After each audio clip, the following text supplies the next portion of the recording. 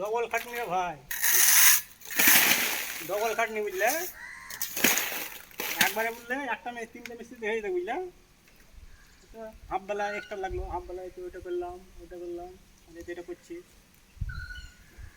ঠিক আছে, কত টাকা সেলো করবে হাফ বেলা মানে 500 আর একটা লেবার হাফ বেলা হিসাব করলাম কটা গেল সেলো। হ্যাঁ, এটাকে পাঠিয়ে দেবে বেটা। প্রথম বললাম না যে বিট হবে বুঝলে। এই কেরালার কাছে মালিকে প্রথম বলবো না কিছু বুঝলে, প্রথম কিছু বুঝে